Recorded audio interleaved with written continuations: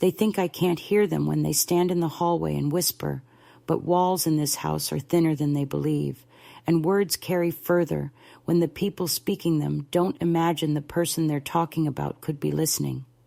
I was sitting on the bed, folding a sweater that had belonged to my late husband, when I heard Lisa's voice, low but sharp, the way you slice into a ripe piece of fruit without warning. "She's like a dog," she said. "You feed her, and she stays."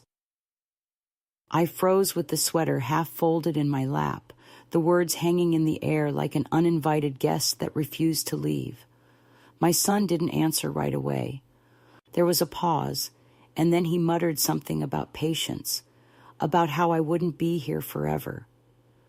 I couldn't hear the rest, because a door closed somewhere down the hall, but that one sentence had already settled in my bones, heavy and cold.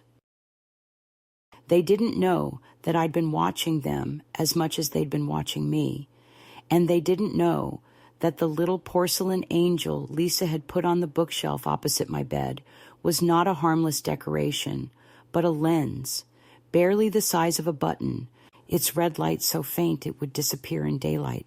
I had seen it weeks ago, but I said nothing, because there are moments in life when speaking too soon robs you of the only power you have left, and I needed time to understand just how far they were willing to go. I am 81 years old, and I live in my son's house, not because I am destitute or because I have nowhere else to go, but because 3 months ago, after a bad fall in my kitchen, Adam insisted that I shouldn't be alone. At first I thought it was kindness. He came to see me in the hospital, took my hand, and said, "You've looked after everyone for so long, Mom. Let us take care of you for a change." It sounded like love, and I wanted to believe it. I didn't notice, at least not immediately, how quickly I was turned from a mother into a guest, from a woman with her own home into someone accommodated out of obligation. They gave me the small room at the end of the hall, the one with the window that faces the neighbor's wall instead of the street. And Lisa made a show of buying fresh curtains and a new bedspread in a cheerful yellow that I would never have chosen for myself. She said it would brighten the space, but it only made the shadows more obvious. They told me to rest, to enjoy the quiet, to let them handle the big things now, which seemed to include decisions about my meals, my medication, and even my mail. I told myself not to be ungrateful. I told myself they meant well. I told myself a lot of things, because sometimes lying to yourself feels safer than facing the truth about the people you've loved the longest. The day I noticed the camera, it was by accident. Lisa had been rearranging things in my room while I was in the garden, and when I came back in, I saw the little porcelain angel on the bookshelf, tilted at an odd angle, its tiny eyes catching the light in a way that made me pause. I've always had sharp eyes for details. Once a nurse, always a nurse, and something about it was wrong. I picked it up, turned it over, and there it was, a small dark lens embedded in the base, with a slit so narrow you'd think it was just part of the glaze. I didn't touch it again, just set it back exactly as it had been, and made a mental note. I told myself I'd wait, that there was power in patience, and that if they had gone so far as to watch me, I would be the one to decide when the watching ended. I have lived too long, through too many losses and betrayals, to act out of shock. I have learned that you get one real move in moments like these, and if you use it too soon, it's wasted. From that day forward, I noticed more. Lisa was careful never to say certain things when she was in my room, but in the hallway, in the kitchen, in the living room, when they thought I was upstairs napping, her voice was unfiltered. I heard her complain to Adam about how much longer I might be with them, about how much of her time I took up, about how I left little messes that made her feel like she was living in a nursing home. She said she worried I'd forget to turn off the stove or take the wrong pills, though she never once asked me if I'd like her help cooking or sorting my medication. Adam's answers were quieter, sometimes weary, sometimes complicit. He told her I was still sharp, still capable, but his voice lacked conviction, and he didn't stop her from speaking about me as though I weren't family but a problem to be managed. Once, late at night, I heard them arguing in the kitchen. I couldn't catch every word, but I heard Lisa's voice, tight with frustration, say, "We need to know what she's doing in there." Adam didn't argue, and that was all the confirmation I needed. I thought about confronting them. I imagined walking into the living room one evening, picking up the porcelain angel, and setting it down on the coffee table in silence, letting them squirm. But something in me resisted. This wasn't just about the camera. This was about what they had already decided I was, someone to be monitored, contained, and eventually forgotten. If I confronted them, they would lie, they would apologize, they would remove the camera and find another way to keep me small. No, I decided. I wouldn't warn them. I would watch them watch me until I found the right way to turn the tables. My mother used to say that people will show you exactly who they are if you let them talk long enough. I planned to let them talk. That afternoon, after I heard Lisa call me a dog, I put the sweater away and sat on the edge of the bed, listening to the creaks of the house, the hum of the refrigerator down the hall, the muffled sound of a television from the living room. I thought about all the years I'd spent putting other people's needs before my own, how I'd given Adam the best of my time, my energy, my savings, and how easily he had allowed his wife to speak of me as though I were a stray they'd taken in. The bitterness rose in me like slow smoke, and I felt something shift. Not a decision exactly, but the recognition that the ground beneath our relationship had already crumbled. I would not repair it. I would not explain myself. I would not even warn them that I knew. I would wait, and when the time came, I would make sure that whatever they had done to me would be seen, not just by me, but by everyone who thought they knew who Adam and Lisa really were. So I smoothed the bedspread, adjusted the porcelain angel so its hidden eye faced the bed exactly as before, and I smiled to myself in a way I hadn't in years. They wanted to watch me, then they would get a show they could never control. The moment the screen flickered to life was the moment I realized that the walls in this house no longer offered me privacy, no longer protected the dignity of my years. It was late evening, the kind of quiet when the world feels like it's holding its breath, and I was sitting in my small bedroom, the one they insisted I call mine, though I knew it was only a concession, a space set aside like a drawer in a cabinet, something to be managed and tucked away. I had just finished folding a few clothes, the familiar motion grounding me, when my phone, which I had recently learned to use better than I ever thought I would, buzzed with a notification from the family group chat. Usually it was a flood of messages about mundane things, grocery lists, reminders about doctor's appointments, the occasional joke I didn't quite understand anymore. But this time, the thumbnail was different. It showed a blurry, grainy image of a room I recognized immediately. It was my room.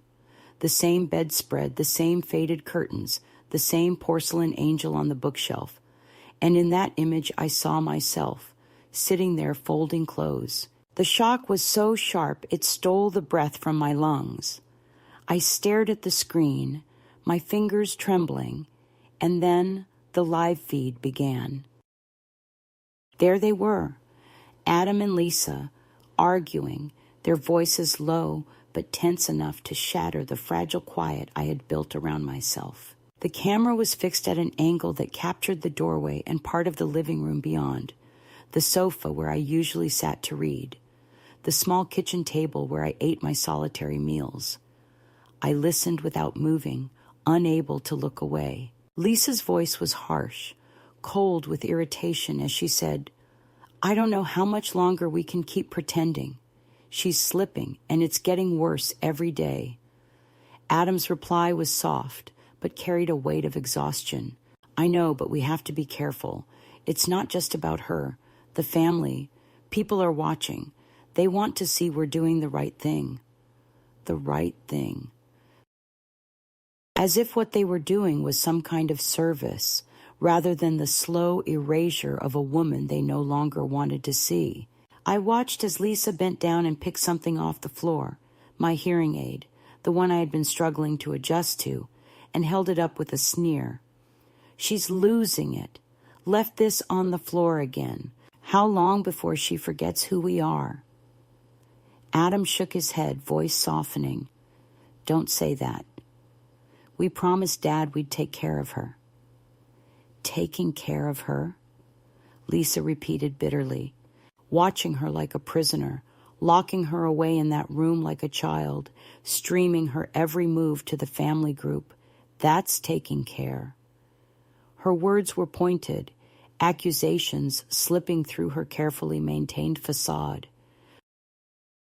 They didn't know I was watching the stream.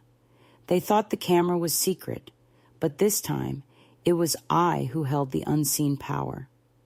The family group chat erupted with messages immediately after the video was shared, though not by me. It was a cousin, then an aunt, a niece, all reacting with a mixture of horror and disbelief, sending urgent texts that no one in the house seemed to acknowledge. My own son and daughter-in-law were oblivious or pretending to be. I realized then that the camera was not only a tool for monitoring me, it was a weapon for controlling everyone else's narrative. They wanted to tell the story of a frail old woman slipping into forgetfulness, a burden that had to be managed delicately behind closed doors. But the truth, the raw, unfiltered truth, was leaking out. I didn't have to say a word. The camera did it for me, showing their true faces, the cracks beneath the polished veneer of care. I sat back in my chair, heart pounding but mind clear. In that moment, a part of me that I thought had long since been silenced stirred.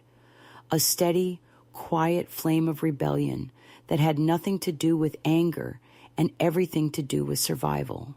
I remembered the years I had spent raising Adam, the nights I stayed awake worrying about him, the sacrifices I had made quietly so that he might have a life better than mine. And here they were, reducing me to a subject of covert observation, stripping away every shred of dignity I had left. It was not just betrayal, it was erasure, but I was still here, watching, listening, waiting. I decided not to confront them yet. That night, I lay awake long after the house had fallen silent, replaying the conversation I had witnessed, listening to the tone of voices that were usually so careful to be gentle when I was near. It was as if, behind closed doors, the truth spilled out, raw and unfiltered, exposing the real cost of their care.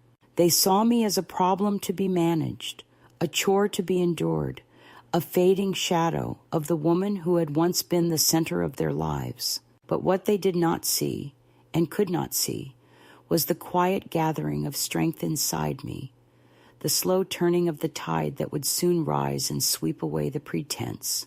Over the following days, the tension in the house shifted. Lisa's smile became tighter, her eyes darting suspiciously whenever she passed my door. Adam's tone grew more careful, his patience thinner. They began to check my room more often, rearranging things as if to erase my presence, to remind me subtly that I was no longer in control here. But I watched. I noted their patterns, their silences, the moments when they thought I was not paying attention, and I prepared. I found an old smartphone in a drawer, one I had kept from before they moved me here, and with trembling fingers, I set up a new account, a new app that would become my shield and my sword. I would use their own tools against them. One evening, When Lisa and Adam were arguing loudly in the kitchen, this time about money and how much longer they could afford to keep me here, I quietly opened the livestream app and began to broadcast. Not to strangers, not to distant watchers, but to the family group chat, where their faces now wore expressions of shock and shame. The stream was raw, unedited. It was not a plea for sympathy or forgiveness. It was an unveiling. I let them speak, unguarded and unprepared, knowing that their words would shatter the carefully constructed image they presented to the world. The reaction was immediate and fierce. Messages flooded in from relatives I hadn't heard from in years, some expressing concern, others anger, and some even disbelief that Adam and Lisa could behave this way. The household was thrown into chaos. Lisa's phone buzzed constantly with notifications. Adam's expression grew haunted, as if the walls they had built to hide the truth were crumbling before their eyes. Yet none of this mattered to me anymore. I had reclaimed a piece of myself with that one act. I had shattered the silence that had kept me invisible for too long. I packed a small bag that night, careful not to wake anyone. I left a note on my pillow, simple but firm. You should have asked for help. I would have given it. But you asked the wrong way. Then I stepped out into the cool night air, the city quiet around me, and for the first time in months, I felt the sharp edge of freedom cut through the years of loneliness and control. I didn't know where I was going, only that I was moving toward a place where I could be myself again, unwatched, unjudged, and unafraid. That was the beginning of the end. The moment I stopped being a subject of secret surveillance and became a woman who told her own story, on her own terms, and in her own time. After that night, when I first revealed the hidden camera through the live stream to the family group, the air in the house seemed to change, not with the warmth I might have hoped for, but with a creeping coldness that settled into every corner and crevice as if the walls themselves were turning against me. The quiet control that had once defined my days became a fragile, trembling tension that flickered beneath every glance, every word spoken too softly, every door closed just a little too firmly. I watched them closely. Adam, Lisa, even the occasional visit from the neighbors or distant relatives, each encounter marked by a mixture of restraint and accusation, as though the simple fact of my presence reminded them of a fault they had never been willing to admit aloud. The house no longer felt like a refuge, nor even a temporary shelter, but rather a cage painted with the illusion of care. In the days following the live stream, they removed the porcelain angel from my room, but I knew it was only a matter of time before they found another way to keep watch. The cameras might vanish, but the eyes, those cold, calculating eyes, were never far. The family group chat, once a place for shared memories and mundane chatter, had become a battleground of silent messages and guarded comments. I saw the shock and confusion ripple through relatives who had no idea what had been hidden behind the polished smiles of Adam and Lisa. Some reached out with hesitant phone calls or quiet texts, but most remained distant, unwilling or unable to intervene in a family matter that had been carefully kept behind closed doors for years. Inside the house, the subtle erosion of my autonomy continued with a precision that felt almost surgical. Lisa took over more decisions, her voice growing louder in the spaces where mine once belonged. She began scheduling my appointments without consulting me, adjusting my medication dosages and timing under the guise of professional advice from doctors she claimed to have spoken to. She monitored my diet rigidly, removing foods I had enjoyed for decades and replacing them with tasteless substitutes she called healthier options. Adam, caught between his wife's forcefulness and the flickers of guilt that crossed his face when he saw the fatigue in mine, grew quieter and more distant. He stopped calling me Mom in conversation, instead referring to me in third person as the patient or the situation. I kept my routine as best I could, rising early to brew a cup of tea, folding my clothes, reading the newspaper, and tending to the small garden in the backyard whenever the weather allowed. These rituals were my anchors, the last threads of normalcy in a world that was slowly unraveling. But with each passing day, I felt my presence shrinking in the eyes of those who were supposed to love me. The subtle glances exchanged in my absence, the way my voice was talked over or ignored at the dinner table, the hushed conversations abruptly ending when I entered a room. They all chipped away at the woman I once was, replacing her with a shadow that belonged to no one but herself. The hidden camera was gone, but the surveillance did not stop. I found myself watched through the kitchen window by the neighbors, whose smiles never reached their eyes. My phone was accidentally left unattended with messages from Lisa checking in on my activities, and one day I discovered a tracking device taped beneath the armrest of my favorite chair. The betrayal was not only in the spying, but in the realization that my every movement was anticipated, controlled, and judged. I was no longer living. I was existing under a microscope, my dignity filtered through layers of suspicion and fear. One afternoon, I overheard a conversation between Adam and Lisa that chilled me more than any camera ever could. They were discussing options, words I had dreaded for years, words that always meant loss, displacement, or surrender. Lisa spoke of assisted living facilities and the cost of care, her tone clinical and detached, while Adam hesitated, caught between obligation and reluctance.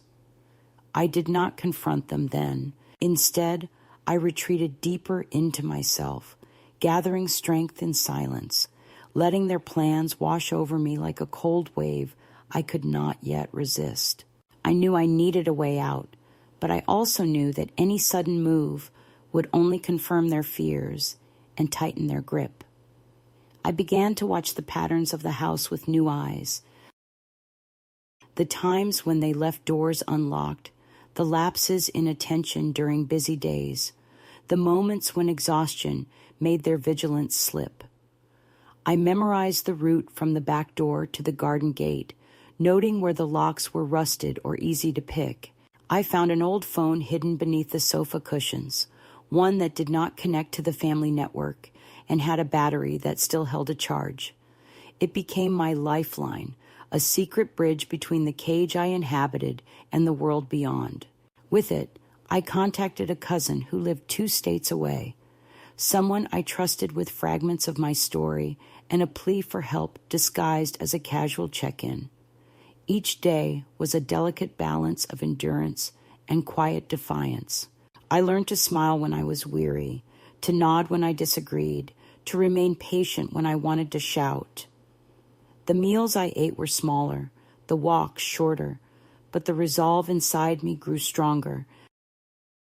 I started to reclaim small freedoms, a book bought with my own money, a letter written in secret to a granddaughter who had begun to ask questions no one else dared answer, a phone call made when no one was watching. These acts of rebellion were tiny, almost invisible, but they built a foundation beneath the brittle surface of my imposed helplessness. The house, once filled with laughter and the noise of a growing family, had become a stage where I played the role of the forgotten elder. The neighbors asked polite questions I answered with vague smiles. The mail piled up with invitations I did not open and bills I paid in cash to avoid scrutiny. Lisa's dominance grew, her presence looming like a storm cloud that darkened every corner of my days. Yet, despite the shrinking space I was allowed, I found moments of clarity and strength. A bird's song at dawn, the soft light through the kitchen window, the warmth of a worn blanket wrapped around my shoulders. These were my quiet rebellions, my secret comforts. I began to plan, Slowly, carefully, I gathered information, saved money from the few gifts I accepted, and researched shelters and community centers that welcomed women like me, those cast aside by their families, but not by their own will. I imagined a place where I could be unseen but not invisible, where my days would be my own, and my nights free from whispers and surveillance. The thought of leaving was terrifying, but the thought of staying and becoming a ghost in my own life was unbearable. One morning, I found a note slipped under my door. No signature, just 3 words in familiar handwriting. "We are watching." It was not a threat, but a reminder. They knew I was aware and perhaps feared what I might do. But I was no longer afraid. I folded the note carefully and placed it beneath my pillow, a quiet talisman against the creeping dread. The camera had vanished, but its presence lingered like a shadow. The battle for my dignity had moved into the spaces between words and gestures, into the silences that filled the rooms where I lived. And though I was smaller in their eyes, I was not defeated.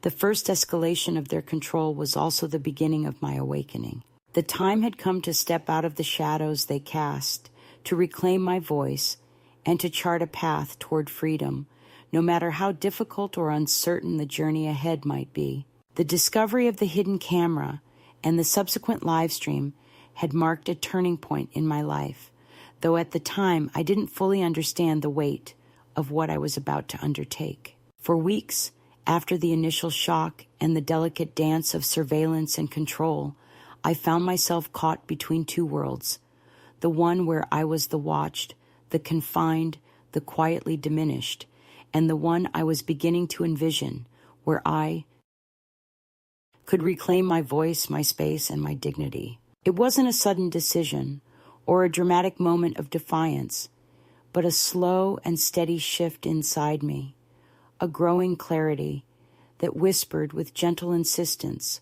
that I was no longer willing to be anyone's secret. The first act of this shift came unexpectedly. One morning, while dusting the shelves in my room, I found the porcelain angel again, the very one that had housed the hidden camera. It had been returned to its place, perhaps by Lisa or Adam, unaware that I still noticed every detail, every small gesture. The red light on the lens was gone, replaced by the familiar glossy eyes of the figurine. I held it carefully in my hands, feeling the cool porcelain, the delicate curves, and an idea took root in my mind. This angel, meant to watch and trap me in their private gaze, could be turned into my instrument of truth. I didn't rush. I spent the following days quietly researching technology, speaking to a cousin who had experience with digital security, and learning how to set up my own live stream without raising suspicion. The idea was simple but powerful. I would let the camera remain in place, not as a tool of control, but as a witness. Instead of hiding in silence, I would expose their words, their actions, their true feelings, not through angry confrontations, but through the quiet justice of recorded truth. I set up an old smartphone I had found months earlier, hidden beneath my mattress, linked it to a secure app, and began streaming their nightly conversations into the very family group chat where their own hypocrisy was being broadcast. It was a risk, certainly. There were nights I feared discovery, moments when I wondered if I was crossing a line that would irrevocably sever the last fragile threads that connected me to my son and his wife. But the flicker of power that came from telling my story, not with words spoken aloud, but with images and voices unfiltered, was intoxicating. The tension in the house thickened, subtle and electric, as Lisa's smile grew forced and Adam's avoidance became more pronounced.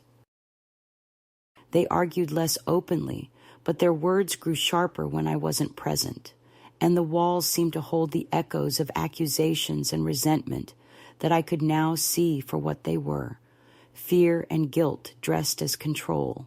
Alongside this technological defiance, I began reclaiming physical spaces as well. The small garden in the backyard, which had once been a place where I wandered aimlessly under watchful eyes, slowly became a refuge. I planted herbs and flowers, choosing plants that reminded me of my childhood garden, and tended them with care and quiet determination. In those moments, the earth beneath my fingers and the sun on my face felt like acts of rebellion, proof that I could still nurture life and beauty even when my own had been reduced to a mere existence. I found solace in the routine of watering, weeding, and watching green shoots push through the soil, a silent witness to my growing resolve. My daily walks extended beyond the garden gate. I ventured further into the neighborhood, finding little cafes and bookstores where the staff smiled without pity or suspicion, where I was simply a woman passing through, not a patient to be managed or a burden to be hidden. These small journeys were more than exercise. They were affirmations of my freedom, tentative steps toward reclaiming a life that had been slipping through my fingers.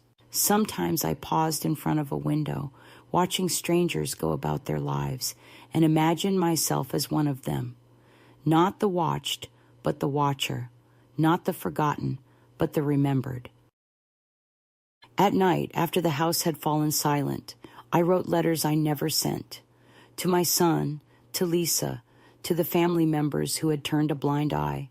I wrote without anger or accusation, but with a clear voice that acknowledged the pain and betrayal, and yet refused to be defined by it. These letters were for me, acts of self-recognition and affirmation. In them, I found a strength I had forgotten I possessed, a reminder that my story was still mine to tell, and that I had the power to choose how it would be told. The psychological shift was subtle but profound. I stopped waiting for permission to exist fully and began to move with intention and quiet confidence. I no longer flinched when Lisa's footsteps echoed near my door, nor did I shrink into silence when Adam spoke in clipped tones.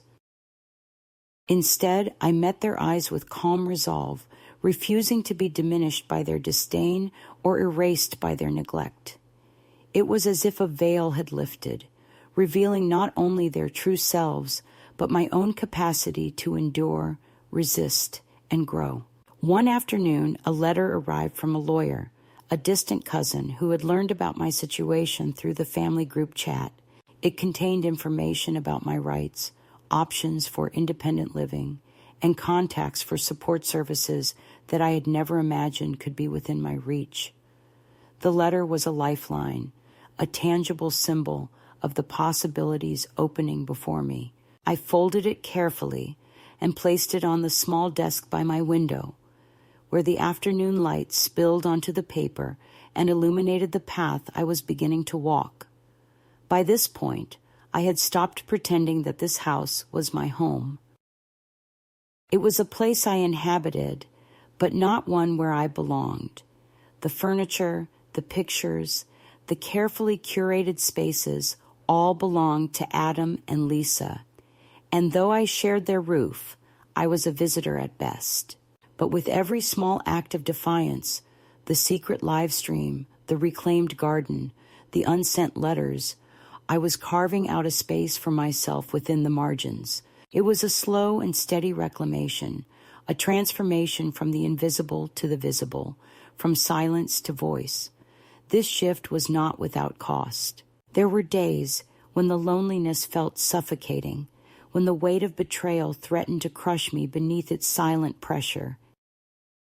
But those moments passed, carried away by the quiet certainty that I was no longer alone, that somewhere beyond these walls was a world that still held room for me. The camera, once a symbol of surveillance and control, had become a mirror reflecting not my vulnerability, but my resilience. I was no longer the woman they thought they could erase. I was a witness to my own life, and the story was only just beginning. The days that followed my decision to live stream the hidden camera footage marked the beginning of a new phase in this fraught and fractured family drama. a phase where the past came clawing back with a fury that unsettled the fragile peace I had begun to build for myself. It was as if by unveiling their private words and private cruelty to the family group chat, I had opened a door that they desperately wanted to keep shut, and now the echoes of what they said, what they tried to hide, reverberated not just within the walls of that house, but through every conversation, every message, every phone call that tied us together, or sought to sever those ties completely. The live stream had torn away the veil of civility, exposing raw wounds, tangled loyalties, and bitter resentments that had long lain dormant beneath a polished surface of polite smiles and obligatory visits. At first, the backlash came quietly, with phone calls left unanswered and messages ignored. Lisa's tone toward me grew colder, her presence heavier in every room she entered, as if my very existence was a silent accusation against the life she had tried so carefully to construct with Adam. He, too, seemed caught between worlds, his face a mask of fatigue and guilt, his eyes avoiding mine more often than not. He stopped calling me Mom altogether in conversation, slipping instead into detached references like the situation or the care plan, phrases that turned flesh and blood into a case to be managed, a problem to be solved. I watched him shrink beneath the weight of his choices, caught in the storm of his own making. Then came the letters, not from Lisa, nor from Adam, but from others, distant relatives who had seen the live stream and felt compelled to reach out. Some were tentative, their words full of concern but careful not to judge.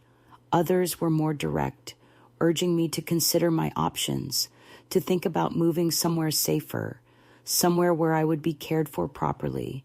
A few even hinted at legal help, at intervention.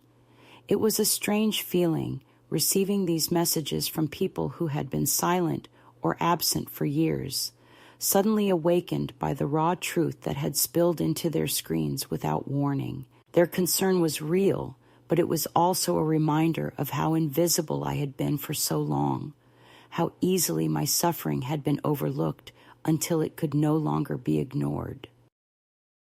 Amidst this flurry of external voices, the internal pressure in the house intensified. Lisa's control tightened like a noose, her scrutiny turning relentless. She began monitoring my medication doses herself, adjusting schedules without explanation, declaring that the doctors had advised changes I was too confused to understand. Meals were replaced with bland, nutritionally calculated substitutes, the tastes and textures of a lifetime erased in favor of dietary efficiency. Adam's presence became intermittent, his visits brief and weighed down by unspoken apologies that never reached my ears. The loneliness deepened, but so did my resolve. It was during one of these bleak stretches that I received the letter from Kieran, my grandson, the one member of the family who had never forgotten me, who had seen beyond the roles and resentments, who still reached out with a quiet tenderness that both warmed and broke my heart. His handwriting was shaky but earnest, his words simple and direct. Grandma, I miss you. I don't understand what's happening, but I want to. Please let me know you're safe. That letter became a lifeline, a thread of hope woven through the growing shadows of distrust and silence. I read it over and over, letting the softness of his care seep into my bones, reminding me that I was not entirely alone, that somewhere beyond the walls where I was confined was a connection that no one could sever. But the real test came when Lisa showed up at the cafe where I had begun to build a new life, a place far from the watchful eyes of the house where I was no longer welcome. She appeared without warning on a gray Thursday afternoon, her tailored coat stiff and precise, her expression guarded but unmistakably fragile. Heather, the young woman who ran the cafe, spotted her first and gave me a knowing look, one that spoke of past whispers and shared secrets. Lisa didn't enter, not really. She hovered near the pastry display, pretending to read the chalkboard menu, her eyes flicking toward me in a silent plea and a silent accusation. I kept my distance, finishing my tasks with the steady hands and calm focus I had honed over months of service. When she finally approached, her voice was low, the brittle edges softened by what I dared to call regret. "Martha," she said, using my given name as if reclaiming some lost intimacy. "Can we talk?" I nodded toward a quiet booth at the back, where the noise of the morning rush faded into a murmur. She slid into the seat opposite me, folding her hands tightly in her lap. For a moment, neither of us spoke. The air between us was thick with years of unspoken grievances and misunderstood intentions. "I didn't know Adam was sending someone," she began, eyes downcast. "The lawyer. That wasn't my idea." I didn't answer, letting her words settle. "We panicked," she continued. "The flight was boarding. The kids were cranky. We thought you were behind us." Her voice cracked on the last word, a confession veiled in frustration and sorrow. I raised an eyebrow. 8 hours, Lisa. 8 hours. She looked away, silent. "You didn't call. You didn't check in. You didn't even ask anyone at the gate." The weight of those hours, the abandonment they represented, hung between us like a chasm. She spoke then, her voice softer, but no less bitter. "I didn't think you'd leave." "I didn't," I replied simply. "You did." Silence stretched taut, a thread ready to snap. Then she reached into her purse and pulled out an envelope, sliding it across the table. "I don't want anything from you," she said, eyes meeting mine briefly. "But Kieran, he's struggling. He misses you. Adam's furious. But Kieran, he's different." I took the envelope, not because I wanted what was inside, but because I didn't want to give her the satisfaction of outright refusal. "He doesn't need a go-between," I said. "He knows how to call." She nodded, a small, tired movement. "He might," she whispered. "I wasn't trying to replace you," she said quietly. "I just didn't want your shadow in every room." That was the closest thing to honesty I had ever heard from her. I stood then, emotion heavy with finality. "I'm not your shadow, Lisa," I said firmly. "I'm my own person, and I finally remembered how to be one." She left without finishing her coffee, the cafe suddenly empty despite the lingering sounds of the morning crowd. Outside, the rain began to fall, soft and persistent, washing the streets clean, but unable to wash away the years of betrayal. Back at the house, the letter from Adam arrived like a storm wrapped in polite paper. It was thick, filled with angry script that accused me of disappearing, of making a scene by absence, of causing the family stress during what was supposed to be a vacation. Lisa's tears, the confusion of the children, the weight of their pain, none of it felt real in those words. There was no mention of the 8 hours I spent abandoned in the airport lounge, no acknowledgement of the instructions to wait that were never rescinded, no admission that their neglect was anything but a performance of concern. The letter ended with a chilling offer. "We're willing to talk, but only if you're ready to be reasonable." Reasonable. As if decades of cooking, cleaning, babysitting, and paying bills had been unreasonable. As if disappearing was a tantrum, not a choice made with a weary heart. I folded the letter slowly and slid it back into its envelope. Joyce, my steadfast friend and roommate, didn't ask what it said. She only passed me a plate of toast and nodded toward the window. "Storm's coming," she said quietly, and it was. Through it all, Kieran's letters and calls remained a fragile thread of hope and love. He didn't judge, didn't demand, just reached out with the gentle persistence of youth, trying to mend what time and pain had frayed.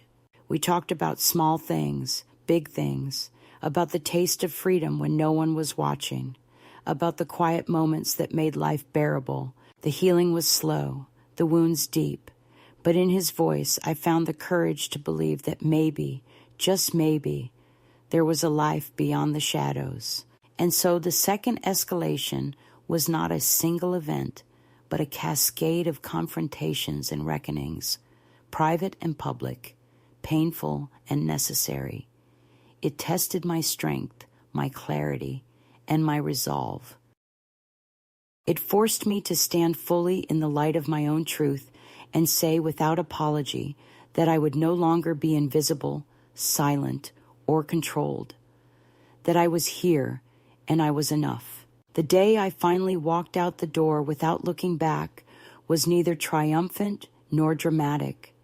It was quiet, like the closing of a chapter in a book that had long since worn thin, the pages brittle with neglect and sorrow. I had spent months gathering strength in silence, weaving together fragments of hope and defiance, and the moment to act arrived not with a shout, but with a steady breath and a steady step. I packed only what I could carry easily, a small suitcase filled with the essentials I had learned to cherish. A few changes of clothes, the old paperback I had never finished reading, the letters I'd written but never sent, and a photograph of my grandson Kieran, smiling as if the world still held some kindness. There was no grand announcement, no confrontation. There was only the simple, irrevocable choice to reclaim my life on my own terms. I left a note on the kitchen table, folded neatly on a piece of stationery, the kind I had saved for years, but rarely used. It read simply, "You should have asked for help. I would have given it, but you asked the wrong way." No explanations, no recriminations, just the quiet finality of a door closing and not reopening. I slipped the note beneath a heavy book to ensure it would not be overlooked, then locked the door behind me, the sound of the bolt sliding home echoing like a heartbeat in the still morning air. Outside, the world was fresh with dew and possibility, the sky a pale wash of soft blues and grays that promised rain but held back for a moment longer. I walked away without looking back, each step a small rebellion against the years of neglect, the whispered betrayals, and the walls that had kept me captive. The journey was slow, not just in pace, but in spirit. I took a bus to a nearby town, then another, traveling on the money I had saved secretly over the years, money that no one had touched or even suspected existed. It was my secret stash of freedom, a financial lifeline that had grown quietly while the rest of my life had been claimed by others. The towns blurred past the windows of the bus, fields turning gold in the sunlight, small clusters of houses nestled under the shade of towering trees, and faces of strangers who neither knew nor cared about my past. For the first time in many months, I felt neither watched nor measured, neither dismissed nor diminished. I was simply a woman moving forward, a traveler on a path she had chosen herself. I found refuge in a small town that smelled of pine and rain, where the air was sharp and clean, and the people moved with a kindness I had not expected to find again. There, I rented a modest room from a retired nurse named Beverly, whose sharp eyes and quiet laughter quickly made me feel welcome. Beverly had her own stories of loss and resilience, and in her presence, I felt the weight of years begin to lift. We shared cups of tea in the evenings, talked about the small things, a good book, the weather, the stubbornness of cats. And in those moments, the wounds left by family politics and broken promises seemed to soften, becoming less a burden and more a part of the story I was learning to tell anew. At Beverly's encouragement, I began to reconnect with parts of myself that had been buried under years of care and control. I took up painting again, the slow brush strokes on canvas a meditation, a way to translate the tangled emotions into color and form. I started attending a community center where women like me gathered, not to share grievances or regrets, but to build new friendships, to learn new skills, and to rediscover the joy of being seen for who we truly were, not just the shadows our families had cast upon us. Each step forward was fragile, a delicate dance between hope and fear. But with every smile, every new acquaintance, I felt the strength of my own voice grow louder and clearer. Yet even in this new life, the past found ways to reach out. Letters arrived sporadically, some from Kieran, filled with the tentative hope of a grandson trying to bridge the distance, others from distant relatives who offered help, but asked for stories I was not yet ready to tell. The most unsettling came from a lawyer representing Adam and Lisa, a formal letter filled with veiled concerns about my well-being and legal rights, thinly disguised attempts to draw me back into the fold, or at least to control the narrative. I read the letter with calm detachment, the edges of my resolve sharpening. I drafted a reply, succinct, firm, and without apology, stating that I was of sound mind and in a safe environment, that I had retained local counsel, and that any further contact under the guise of concern would be considered harassment. I mailed it with a steady hand, a final act of setting boundaries.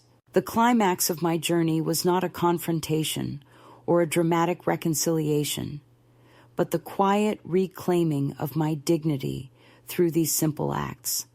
The packing of my suitcase, the walk away from a house that was no longer home, the settling into a room that I chose, the cultivation of new friendships and new routines, and the firm refusal to be silenced or controlled any longer. It was the culmination of a slow awakening, a gathering of courage that had begun the moment I first discovered the hidden camera and blossomed into a full assertion of self. In the weeks and months that followed, I learned that power does not always roar. Sometimes it whispers in the quiet moments when you choose yourself over others' expectations, when you say no to invisibility, and when you step into the light of your own truth. The woman who left that house was not the same one who arrived at Beverly's door. She was stronger, clearer, and filled with a resolve that no surveillance, no betrayal, and no abandonment could ever extinguish. And so, with a heart both heavy and hopeful, I closed the door on the life that had tried to diminish me and opened a new one where I was finally, irrevocably free. The months that followed my departure from that house were a gentle unfolding, a slow and steady reclaiming of parts of myself I had forgotten I still possessed. The room I rented from Beverly became more than just a place to sleep. It grew into a sanctuary where the echoes of betrayal could fade and the quiet rhythm of everyday life could take root.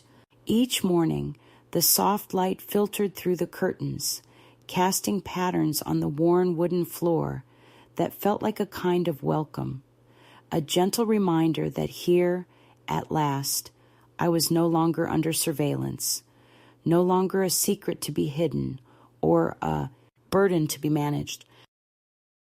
The days settled into a calm routine, tea shared with Beverly in the kitchen, crossword puzzles on Sunday afternoons, the occasional walk to the nearby park where the trees whispered stories I was only beginning to understand. In this new life, the weight of the past did not vanish, but it no longer defined me. I kept the live stream app on my phone, not as a tool of vengeance or suspicion, but as a reminder of the moment I chose to speak my truth, to turn their own weapon of control into a beacon of clarity.